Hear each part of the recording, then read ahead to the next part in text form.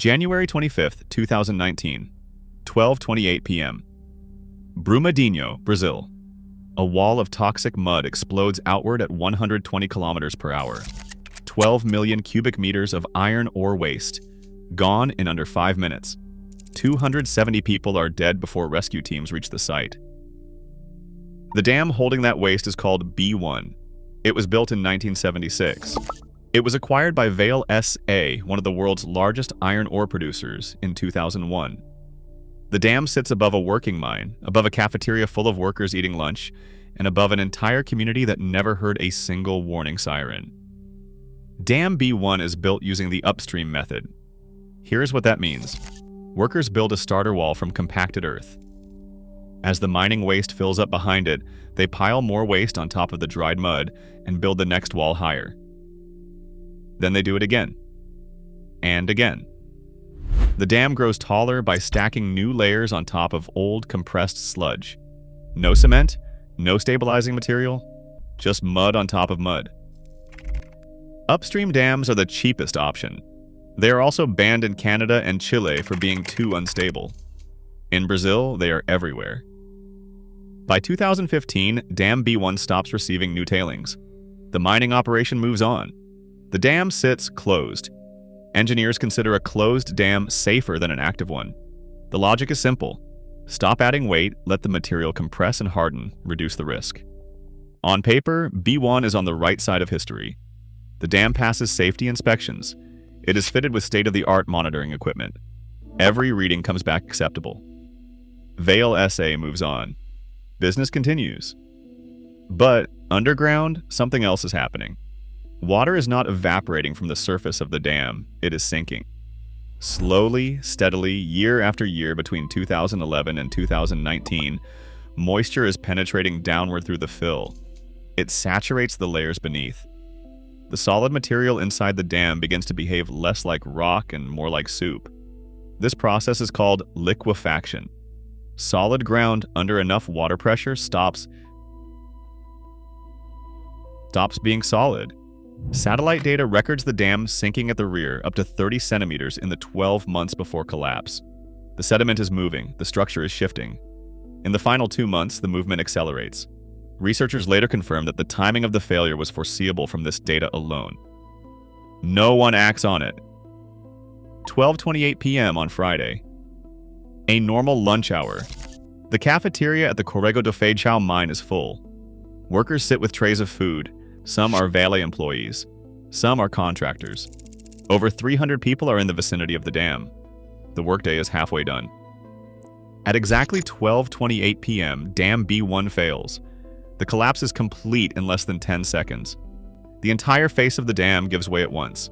12 million cubic meters of iron ore tailings, a mixture of toxic mud, heavy metals, and mining waste burst free in a single surge.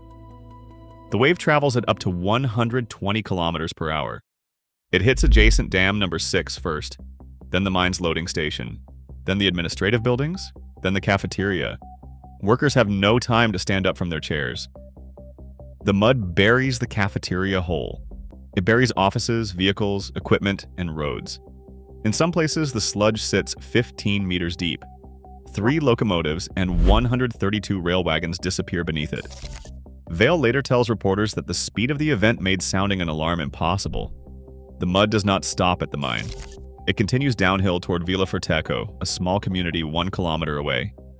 It kills at least 7 people at a local bed and breakfast. It collapses a railway bridge. It swallows farms, houses, and roads without slowing down.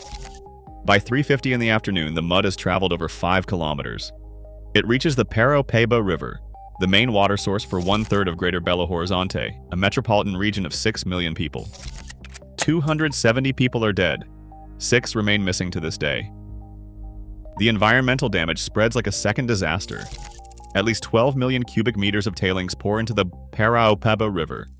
Mercury levels in the river rise to 21 times the safe limit. Iron, manganese, and copper flood the water column. 133 hectares of native Atlantic forest are destroyed. 70 hectares of protected conservation areas along the riverbanks are wiped out. The contamination does not stop at Brumadinho. It spreads 120 kilometers downstream. 20 municipalities are affected. Toxic elements are later detected in the São Francisco River, a water source for over 1 million people across 5 additional Brazilian states. The Pataxo Hahahai indigenous group lives downstream in the neighboring city. They say the Paraopeba River is dead. It fed their community for generations. After January 25, 2019, they cannot use it. Here's what makes Brumadinho different from a natural disaster. People knew. 4 months before the collapse, TUV sued, through its Brazilian subsidiary, declared Dam B1 structurally stable. This declaration is required by Brazilian law. Without it, the dam must be shut down. But TUV SUD's own engineers, during inspection, found the dam did not meet the required stability factor. The numbers did not work. The dam should have failed the assessment. So the engineers went looking for different numbers. They tested new calculation methods until the results produced the answer their client wanted.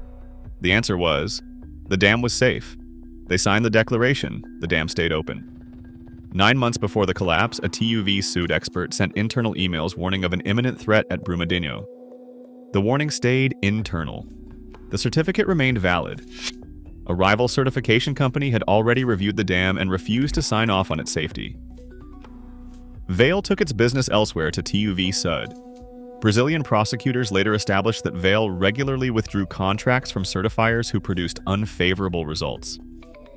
Certification companies learned the lesson. Produce bad results, lose the client. TUV SUD did not want to lose Vale.